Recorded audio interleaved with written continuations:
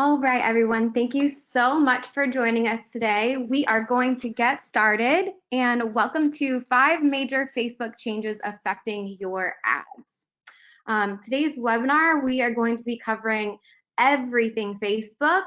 And first, before I'm going to go over just a little bit of housekeeping for everyone, as well as kind of explain our new relationship that we have with Local IQ and the WordStream team as well. So if you haven't already heard of Local IQ, what WordStream did was we actually partnered with Local IQ. Now we are one large company, and Local IQ is actually the digital marketing experts amongst communities. And they have deep roots in over 260 communities across the country. And it's our passion to really help local business owners and communities grow. And what's really incredible about this newfound partnership is that we actually have uniquely engaged local audiences, industry-leading technology, deep digital marketing expertise, and insights from over 300,000 clients across the United States. So we're really excited to bring in one of our top speakers here at our company, Kendall Cagle. But before we do that, I just wanted to go over just a little bit of housekeeping.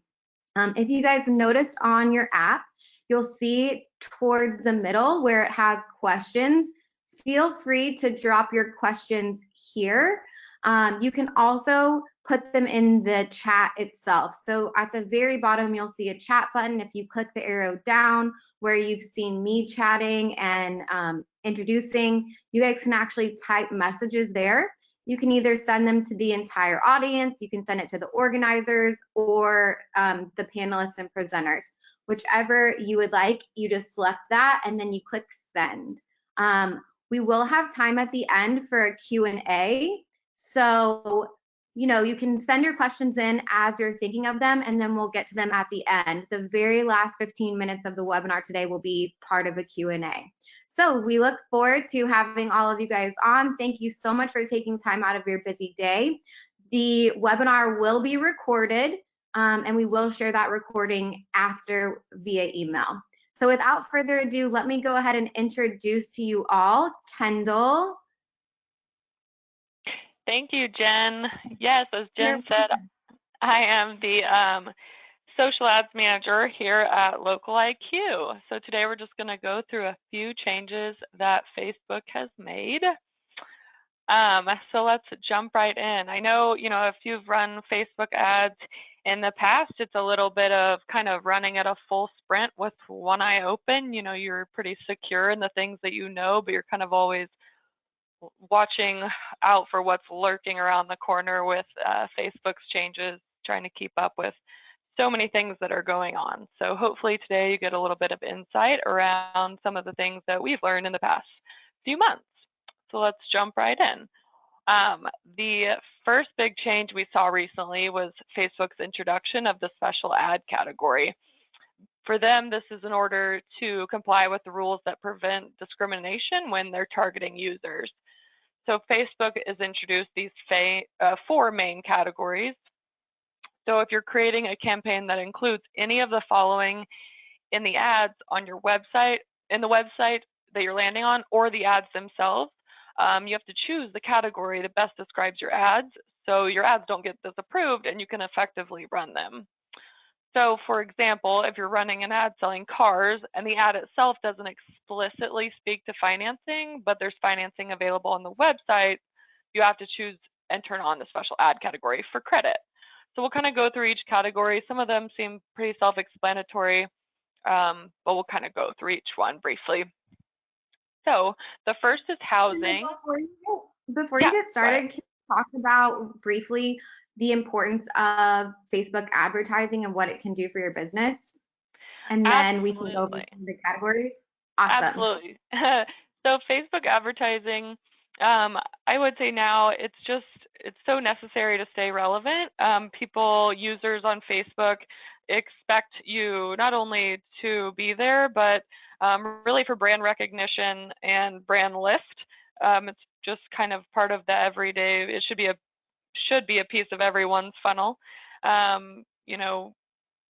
When if you don't have that piece and people are going to be looking for you, there's so much content in front of everyone's face that people can easily pass over you without it. Okay, so going into these categories, the first one that Facebook has introduced is the housing category. So this seems pretty self-explanatory, but there are some things that have popped up that have been surprising to people. But housing itself is for things like listings for the sale or rental of a home or apartment, home insurance, mortgage loans, home equity and appraisal services. Something that's been a little bit surprising is that housing repairs even fall into this category. But kind of one way to get ahead of this is you can include the equal opportunity housing logo and slogan on your ads to help differentiate your ads as non-discriminatory. The next one that we have that Facebook's introduced is the credit category, and this includes, of course, credit card offers, but also auto loans, personal or business loan services, mortgage loans, or long-term financing. It also includes ads for credit cards regardless of the offer. This for us that we've seen the largest impact affects all of auto. So like I said, even if you're not explicitly speaking to credit or financing in the ad itself, if you are landing on a website that it speaks to, that financing or there's a credit opportunity available, then your ad and campaign must be compliant as well.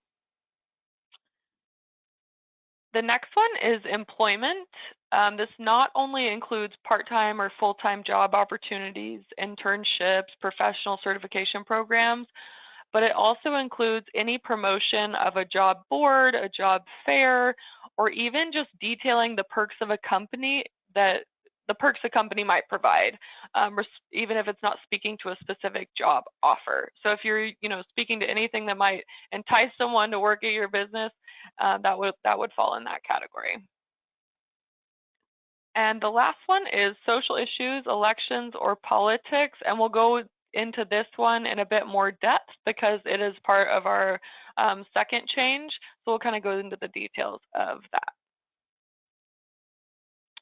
So how does this special ad category affect your ads and how you run your campaigns? So as I mentioned, if your campaign includes anything in these categories, you have to choose the category that best fits your campaign. So like we saw, for example, housing, like if you're doing mortgage loans, that falls into credit or housing. In that scenario, you would just, pick either. But other than that, there are many that, fall specifically in a category. If your campaign is advertising something in these categories and you don't choose a special ad category, your ad will get disapproved. And I speak from experience, it is much better to start off compliant and save yourself the trouble of, doing appeals and things like that. So not only do you have to choose that category, but when you do, the location, age, gender, and detailed targeting options are different from a traditional campaign. So first, you have to target males and females 18 plus. One thing that's been pretty surprising to a lot of people and clients that we run ads for has been the vertical of senior living. It seems pretty silly to target users 18 plus for senior living, but it does fall inside the housing category. And the good thing for, apartment complexes, senior living, things like that, all your competitors are in the same boat. So really at that point, it's best to, be compliant, but then really rely on a strong creative to get ahead of the competition. So geographically, you can target people by location still using country, region, state, province, or city. The thing you can't do geographically is zip code. And then if you are doing radius targeting around an address, the minimum for that is a 15-mile radius, whereas with traditional campaigns, the radius minimum is much smaller. So for example, if you're promoting high-end luxury goods, you can't target a certain area of town with a super small radius or certain zip codes to get in front of people that might be interested in those and can afford those high-end luxury goods, just as an example. Another thing to note with the special ad category, specifically towards lead generation campaigns, because you cannot target by zip code cannot be asked for in the lead form, and nor can you ask personal questions that imply the nature of the category. So for example, I've been using apartments, for example. So for that, you can't ask someone what their budget is, and you can't imply something about their financial situation.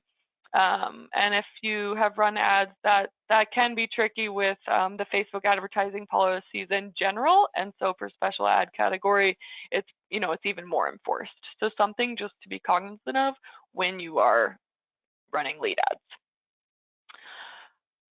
So for detailed targeting, some of the demographics and behavioral and interest options are unavailable in comparison to the traditional campaigns when you do detailed targeting.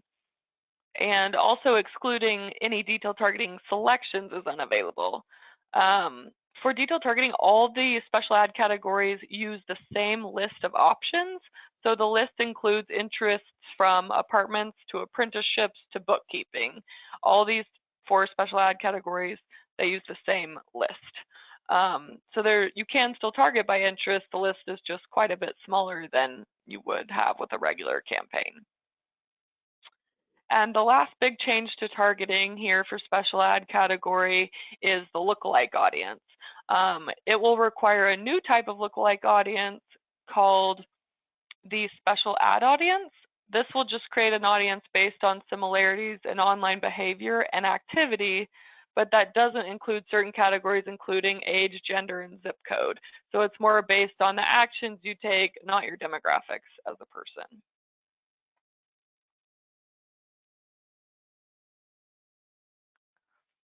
Okay, so this leads us to change number 2. The second change Facebook made was on November 4th, 2020. Facebook placed a temporary ban on ads for political and social issues after the November 2020 election to avoid confusion or abuse following election day. So it was, pretty much happened overnight. We came in November 4th and they said, all right, no more political ads. But as of March 4th, 2021, the ban was lifted.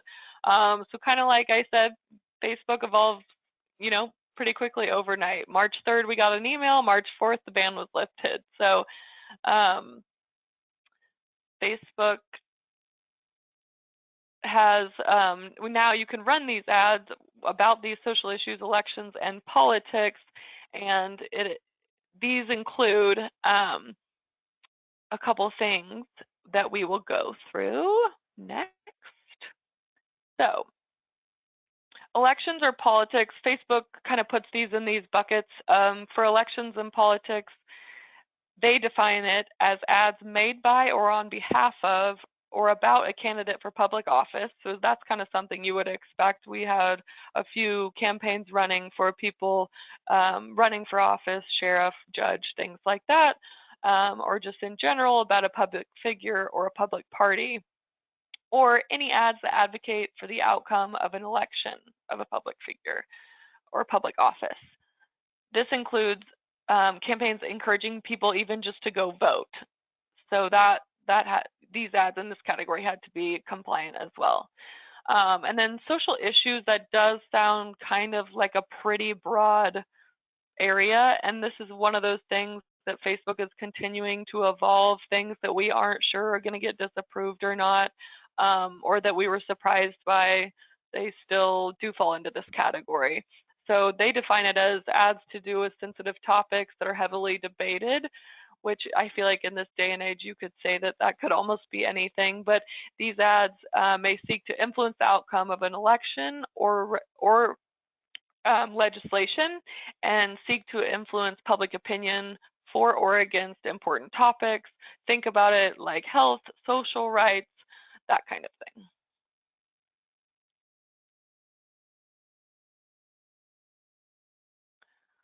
So how does this affect your ads? So if you're running ads about social issues, elections, or politics, like I have a client, they do solar energy, that fell into this category. So not only do we need to choose the social issue, elections, and politics special ad category and comply with those targeting parameters we spoke about, but you also have to complete the ad authorization process. So on your Facebook page itself, you have to confirm your identity by submitting your photo and confirming your location. And this can all be done on the Facebook page itself under the settings. And then there's a whole new section about social issues. And this is where you can kind of set up all these settings if your page falls in this category. Or you think it might in the future, it's really good to get ahead of it and get it done. But then you'll have to create a disclaimer, and there's a few different choices for disclaimer. If you're just running it, like our client we had earlier last November, he was a judge, running for office. He just did the disclaimer, as paid for by then his name. So in that case, that would be, he just wrote that disclaimer, pretty simple. But if it's a large business and they need to submit, you can do a disclaimer with your tax ID number, your EIN number, then that's the disclaimer you would choose. So there's 4 or 5 choices. You would just choose the one that best fits your business, whatever makes it kind of, to be honest, easiest on you. And then on your disclaimer, it'll say paid for by the person or the business. So then after that, you will link the disclaimer to your ad account, the ad account you'd like to run the ads on. So for our clients, we kind of do that piece for them since we're at running those ads. And then if you do not make these changes beforehand and you attempt to run your ads without doing the disclaimer, your ads will be paused and disapproved.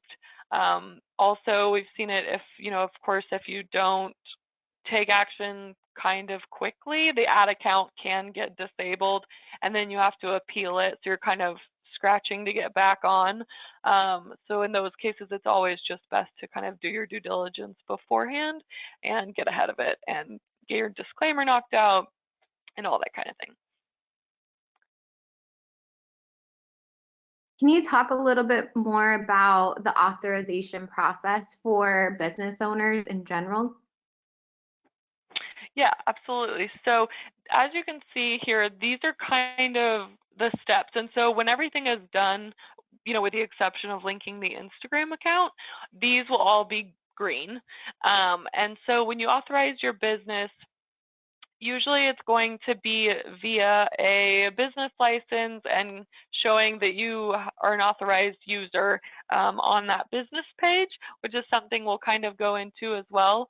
But that is part of assigning the page ownership here in that second to last step, because Facebook wants to, in trying to really establish security on the platform, Facebook really wants to connect us as Facebook users to, what's my relation to the business, and then establish that business as a legitimate business, especially in this scenario, because these ads, when they are run locally, they want to establish your business as a business in that local area, especially when you're doing things about social issues in that area.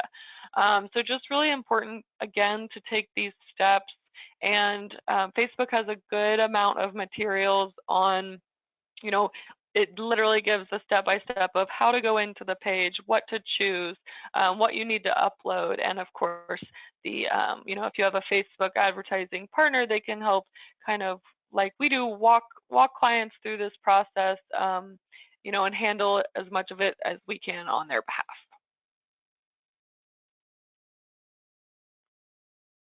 Okay.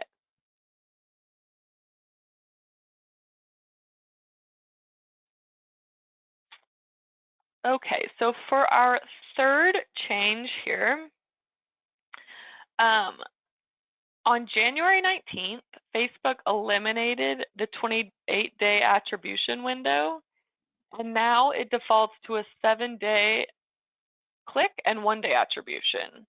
So it's not going to change the actual number of conversions per se that you're getting, but the default to the reporting has changed.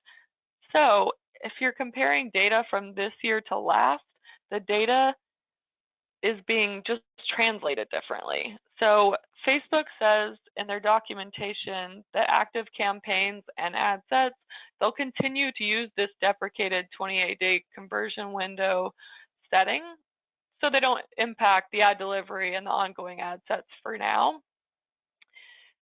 As we know, of course, things could evolve and that could change.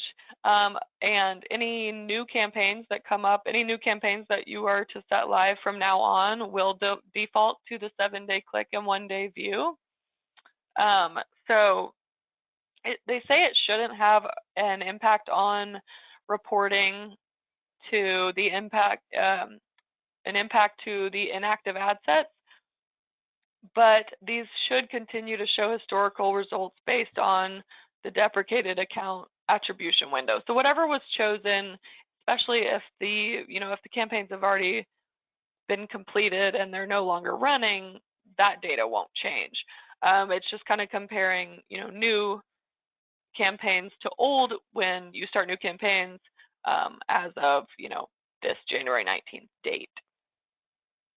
It doesn't necessarily impact the conversion window. Those are two different things. This gets quite technical, but the attribution window is how Facebook reports conversions to you, and the conversions window is how Facebook optimizes. And the conversions window already falls within that maximum of 7 days.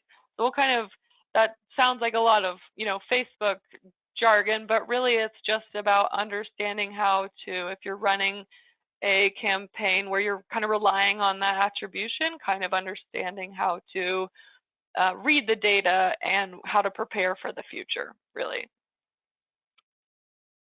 So how does that affect your ads? So as I said, for now, the reporting and performance, it shouldn't be impacted, and the 28-day reporting window is still available for the campaigns that were using it, but will it be impacted when it's completely removed? Possibly. We can't really say. We need to continue to monitor, especially when Apple's prompt is enforced, which we don't have a date for. And that is what we will talk about next.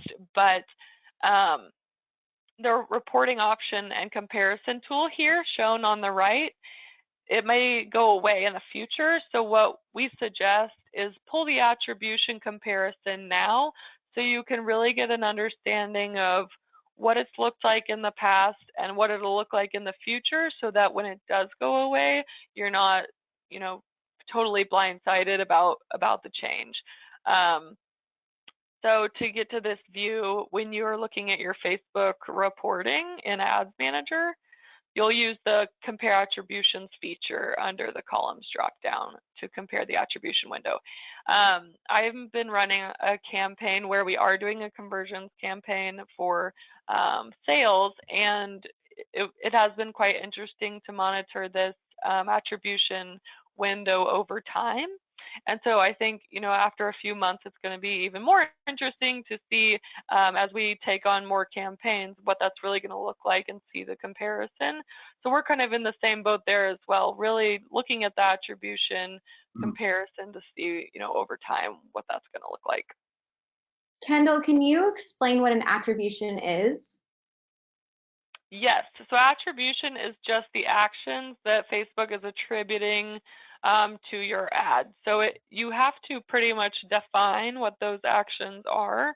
So that could be conversions of a certain, whatever you define a conversion as, or it could be just a click to the website. So really, when you set up the objective to your campaign, it's going to be whatever you are calling a result, so to speak. And so the attribution is just what you've set as, the result. And then this is the view and click window.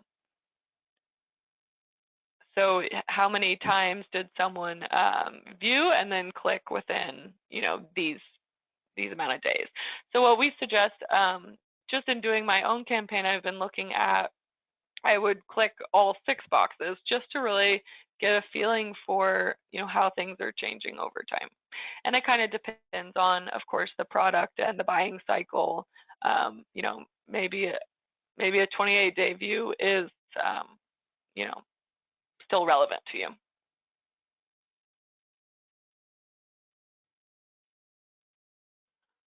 Okay, Okay. cool. Thank you. Yeah.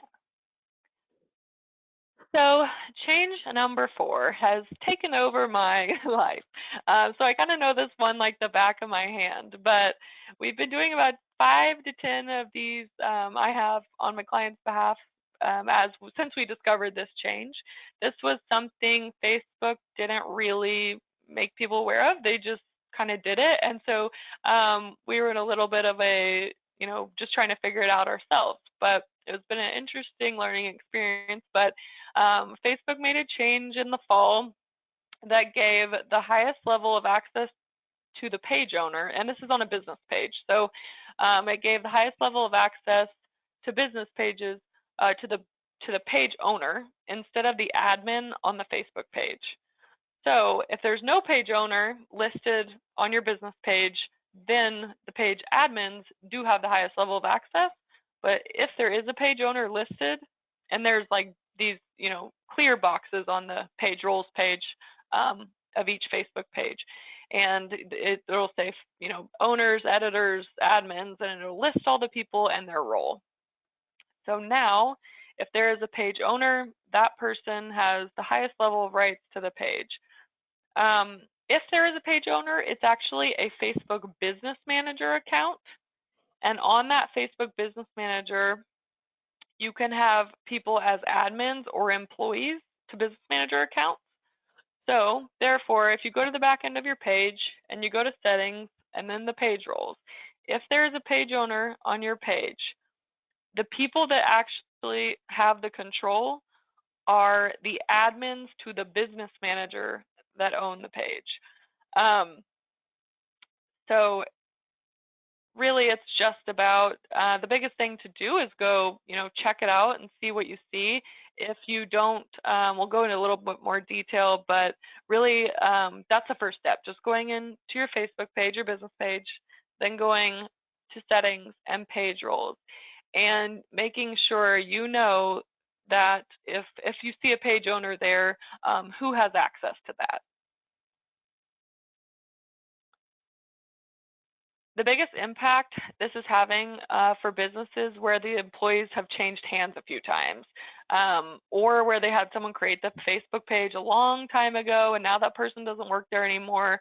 I've had everyone from like big businesses where they've had a few marketing directors and that person maybe got let go and they don't have a relationship with that person, and they, needed to relinquish, take over the Facebook ownership, but they didn't have the relationship with that person to, go ask them to do that.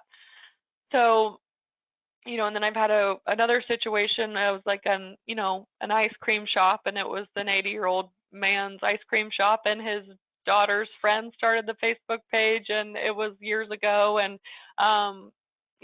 previous to a few months ago, this wouldn't have been an issue, but all of a sudden overnight, if you created the page via business manager, you had that ownership. So, the best thing to do is see if you can figure out who it is. But of course, if you can't, Facebook has, some ways around it, and we can file a admin dispute. So another scenario we found here was that the linking of an business Instagram was having an impact as well. So if an Instagram is connected to the business page, it automatically creates a Facebook Business Manager account, and then that Facebook Business Manager account automatically takes ownership of the Facebook page.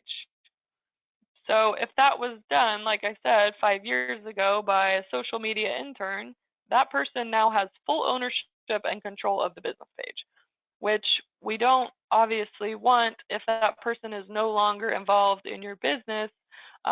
We don't want that person assigning roles to your page that they shouldn't be, or spending money on your page or posting things they shouldn't be.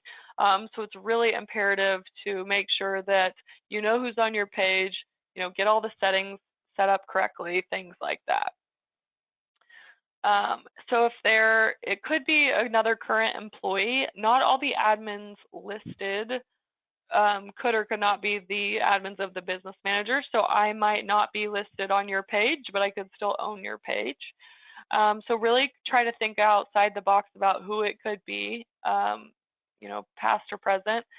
It could be, current employee, past employee, or the person that created the Instagram because of the way that structure was created. Another thing to think about is if the Instagram was created with a generic email. Facebook now wants us to connect to like I said before with the disclaimer, Facebook wants to connect us as real human being Facebook users to the page, so everything's done through your personal profile.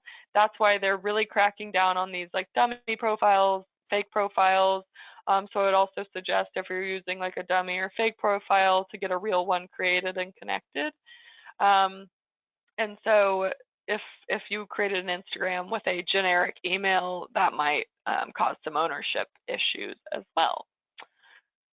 So what can you do about it is the question really. So your advertising partner or yourself can submit a dispute.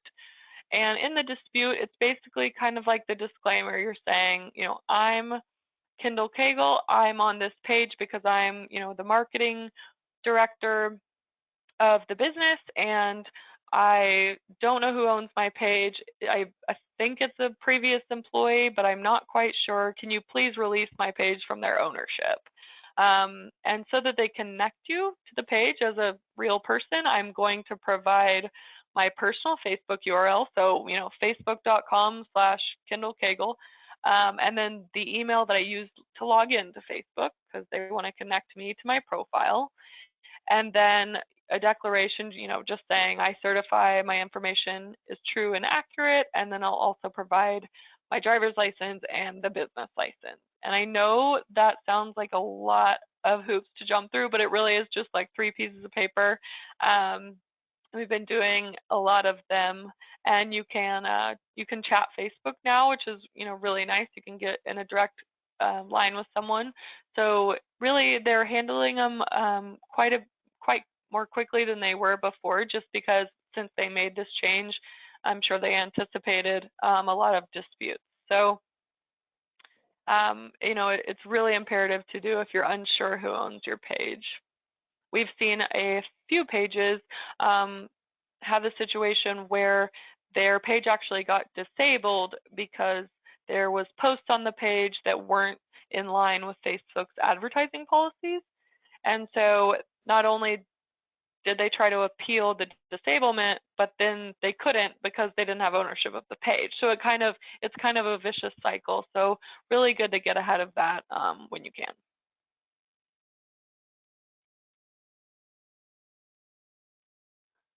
Okay, last and final change we have for you on the Facebook side today. This is a little bit more of a change with Apple, but it definitely affects the Facebook platform. This is definitely an evolving situation. Facebook is still doing webinars, still coming out with material around this one.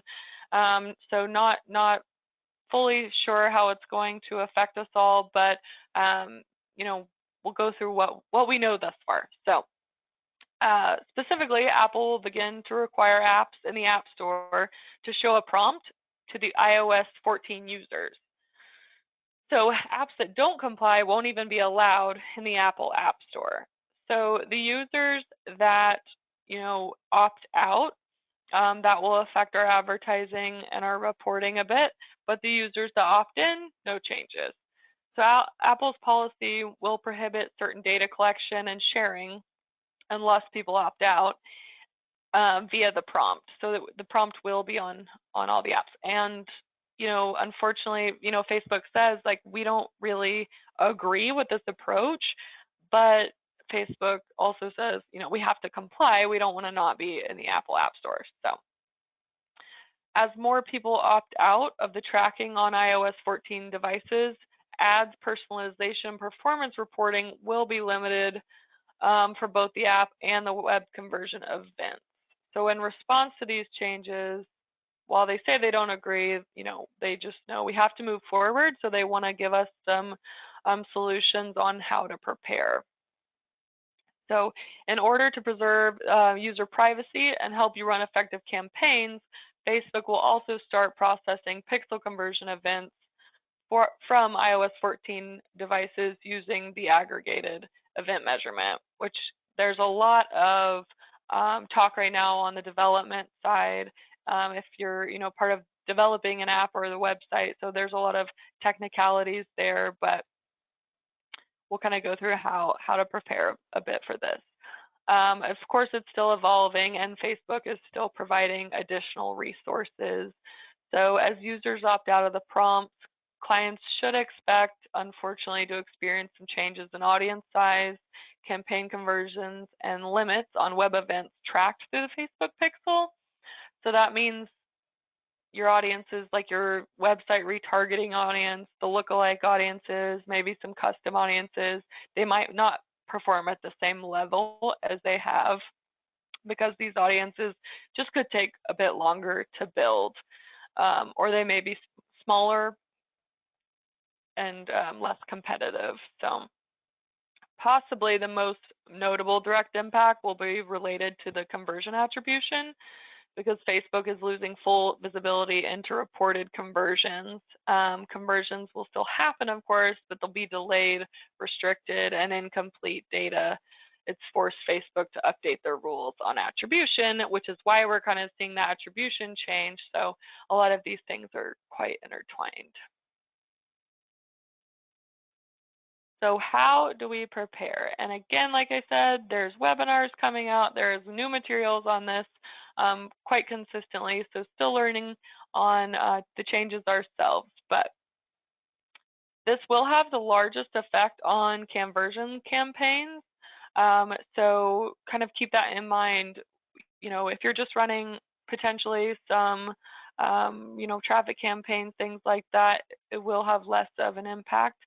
So if you plan to deliver ads optimized for conversion events on your business's app, Facebook suggests to update the Facebook's SDK for the iOS 14 version 8.1 to help personalize ads delivered to the iOS 14 users and continue to receive app conversion events reporting.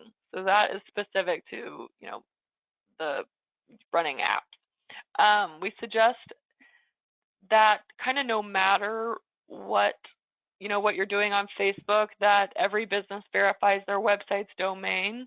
It's not required as of now, but good to get ahead of it in case it becomes required. And this will also help you avoid future disruption of your website's campaigns. Another thing that Facebook is suggesting businesses do, especially for these campaigns where we have web conversion events, is to configure 8 preferred web conversion events per domain in the Facebook Events Manager. It limits the aggregated events measurement limits domains to 8 conversion events that can be used for our campaign optimization. So these are the things you want to optimize around. What are you measuring towards when you choose your Facebook objective? So Facebook will initially configure the conversion events that they believe are the most relevant to your business based on your previous activity. So there will be something there for you kind of to set you up.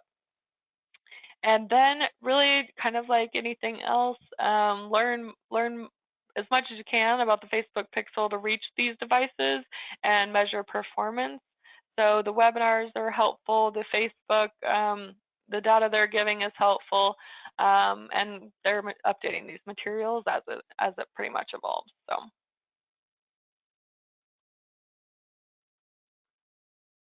So key takeaways, as we can see, all these changes have been made over the last just few months. And so really it's all about making sure, to keep up with these changes. And so take these policies and put them into practice so you can advertise successfully and without disruption. Facebook also on your ad accounts gives a lot of alerts at the top. And so if you're running ads, things like that, just make sure you see, you read those and do your research on them. If you have a Facebook advertising partner like us, you will, they'll kind of handle that stuff for you and teach you how to be compliant. For our clients, we, for the special ad categories, for example, if they want to target, 18 to 40, we say, hey, sorry, due to Facebook policy, we can't do that. Here's why. Your competitors are in the same boat. So just educating yourself on how to be compliant so your ads don't get disapproved or your page gets disabled and you can no longer be on Facebook or something like that. Secondly, make sure you, in fact, own your own page and know everyone that has access to your page. Really hone in on that too. That kind of would be the first place to start, because with that comes the advertising piece, comes the special ad category, so on and so forth. And then understanding the changes that affect your Facebook advertising efforts and use your Facebook advertising partner and your Facebook tools.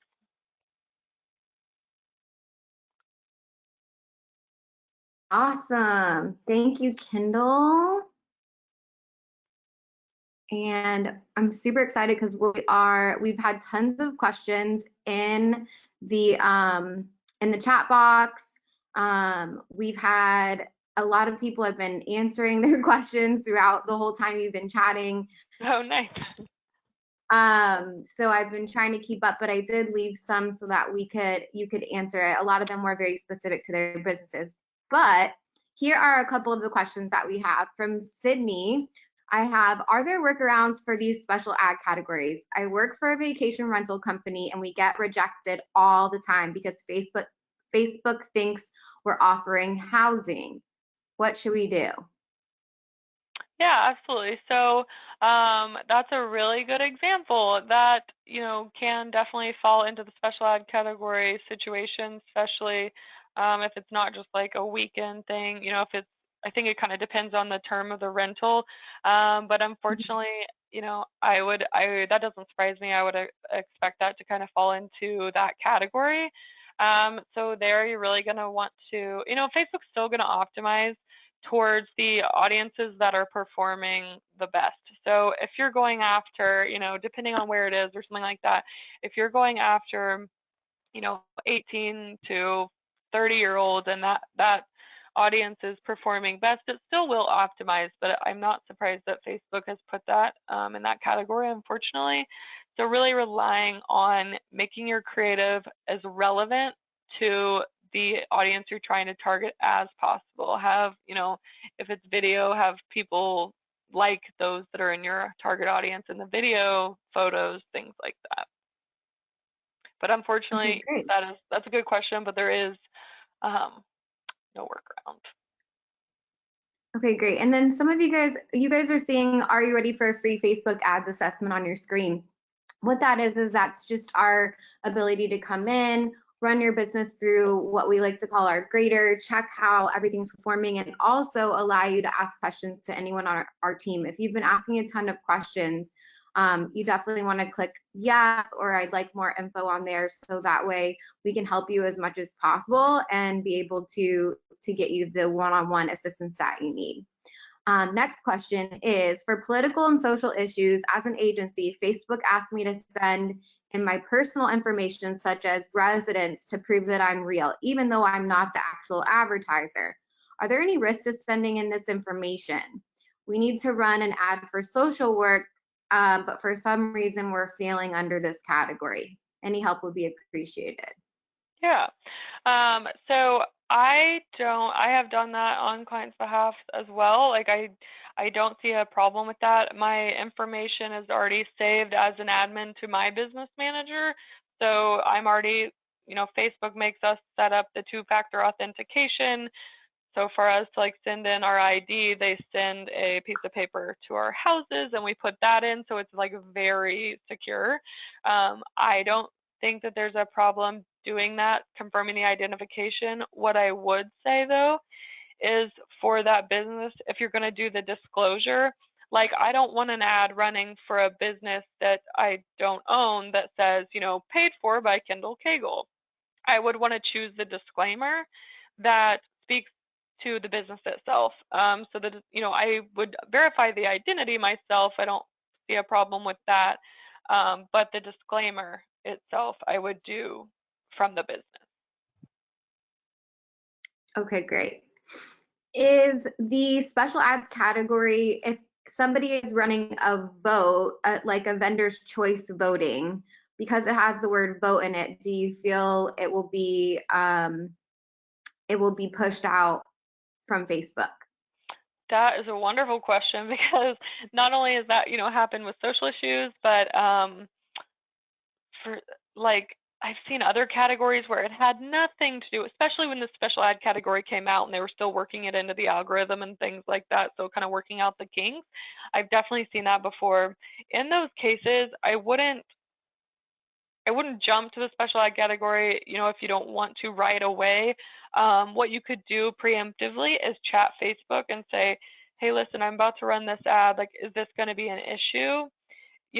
Unfortunately, like, there's keywords. Like you're thinking, there's keywords that are going to get picked up and potentially rejected.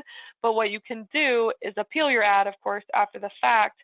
And then if you want to try to rework the wording, if it continues to get flagged, but after you appeal it, Facebook, if they come back and say, like, sorry, when you go to your ad and it's rejected, you can like click appeal, and that's not going to be necessarily done by a human being. But after that, if it's still rejected, then you can chat Facebook and say, like, listen, this is not Yeah. this is not for politics, whatever, and then they will have someone manually review it. But I've still seen in that scenario where, a couple weeks later it might still get flagged. So kind of depends. But yeah, I have seen that happen, and not only with politics, but some of the housing ones, just like there's keywords in there that kind of trip it up.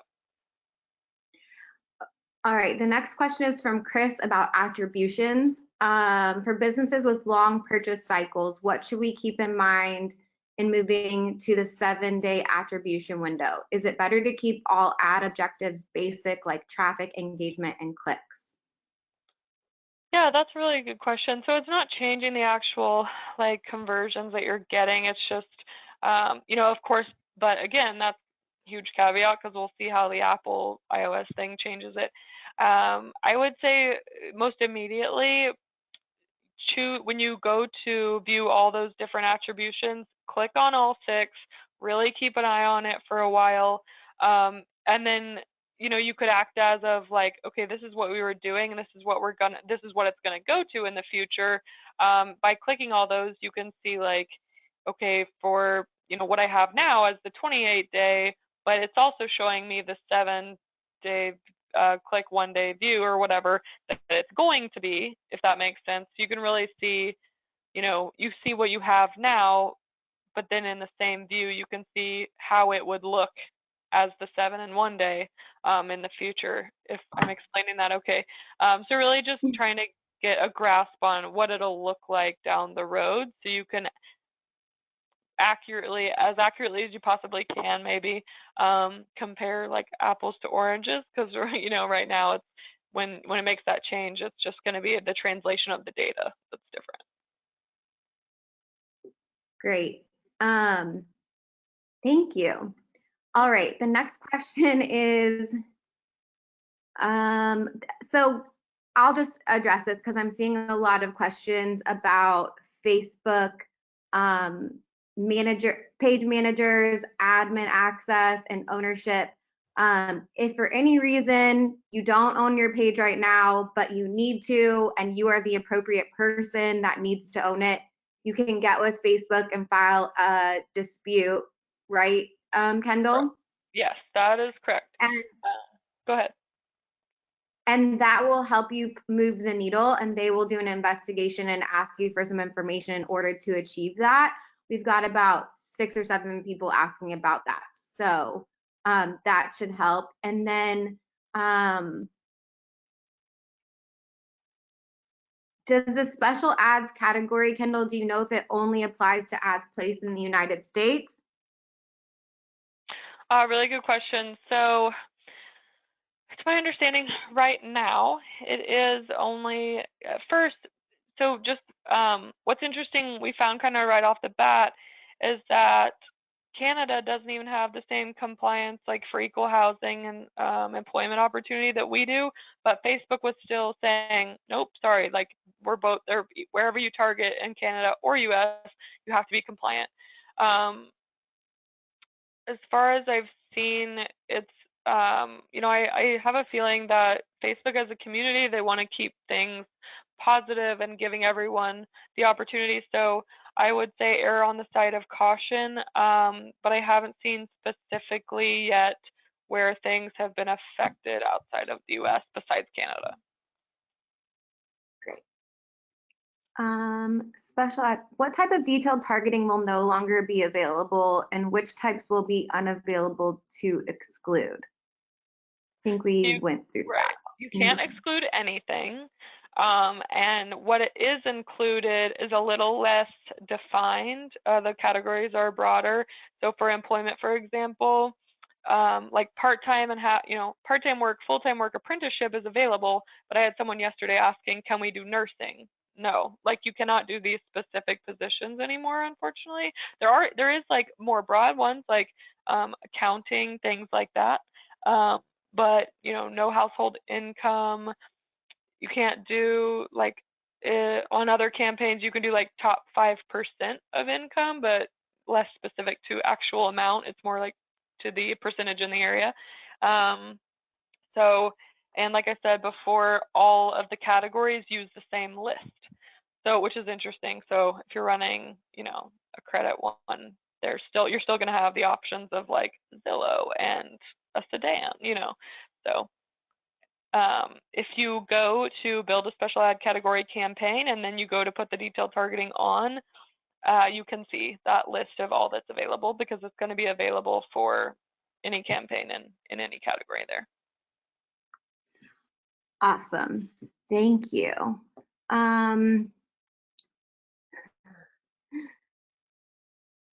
You mentioned additional webinars on how to prepare for iOS 14. Where can people find them?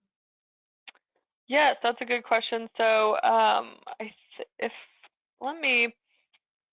the way, of course, I've been getting them in email, but I know they are searchable. So Facebook, if you just do like iOS 14 webinar, and I can provide links and stuff as well.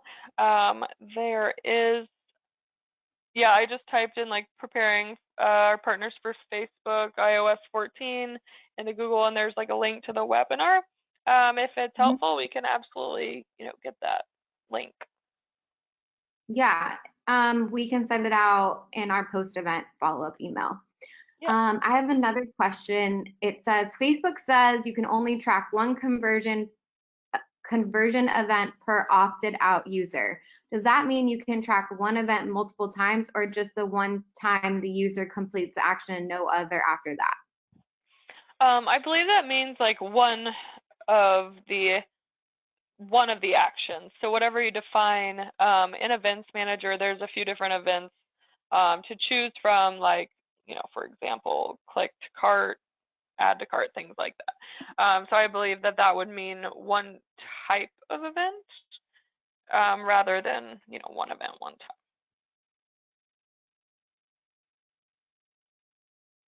Okay, perfect. And then do e-commerce or streaming/entertainment ads fall under any special ad category? You mentioned luxury goods fall under it, but where? Oh, okay. So luxury goods don't necessarily. I use that as an example for like targeting. Say you're like luxury apartments. Say something. That's what you're promoting. And so in those cases, you would want to maybe target people of a certain income. So you would target zip codes. In a certain place in town that people lived where they made more money. So really, it's not so much about that. It's more, that was my bad. That was probably not the greatest example, luxury goods, but what you want to do is Can you repeat the first half of the question? Um, I apologize. I already marked Oh, it no, off. you're good. You're good. So it's more, After. it's the content of the ad, what you're promoting. So entertainment ads Right. should be fine. And It was just asking if entertainment is under a special ads category, and if right, so, right, which one? okay. No, entertainment in general should not be. I think if it was, because that would really, I can't even think of a scenario which it would be. The entertainment content might be of a category, but I don't think so. Okay, great. Now this has to do with lead gen forms. If you can't ask for a zip code, how can you get a mailing address on a lead form? Really good question. So the kind of workaround there is, so when you do a lead campaign, your options to auto-populate the lead form so that the Facebook user doesn't have to like sit there and fill a bunch out. We've all done it. You click on your phone and it, Facebook and Instagram have the option to autofill. Normally, on non-special ad category campaigns, the options are name, email, and phone number, and it auto-populates with the, how you registered as a Facebook user. And also like what you've saved as the data in your phone. So in those cases, yes, you cannot take the zip code. So what you would want to do then is just take phone number, email, and then of course you'll have the person's email to follow up with them, that way. But then you could potentially land to another contact form to get more information and ask for the zip code there. But in general, it's more just about like following up on that lead and getting that info from them, or landing to another contact form on the website. The only thing I would suggest there is you're making it a little, that's a lot of friction for a Facebook user to, fill out two forms essentially. But I guess, they could always back out of the form and go to the home page or whatever at the website. All right, great. All right. I'm gonna take one last question, and it is going to be, what are the criteria for a disclaimer? Are they multiple choice, or what does it need to include? Does Facebook have that already listed? Yeah, the data that go on or what to put in the disclaimer. It does depend on the type of disclaimer, and each one, depending on, there's 4 or 5 types. And so really, if you just click into each one, it'll tell you what's needed. If you're just doing like the personal one, that's just like you as a person, so that's going to be your personal information. The one as like paid for by the business, there can be the EIN number. There is another, we did a bunch for when we did the, people getting elected for office. The tricky part there was that their email had to match the domain. So if I was like, info@kindlesbusiness.com, but my domain was like, cupcakes.com, those don't match. So Facebook was denying those. So you just have to pick the right one, kind of go through the options, pick the right one that works for you and works for your kind of the info that you do have. But there are a few, and if you go into your page settings and then politics, social issues, it'll walk you through like the options of what each one requires, essentially.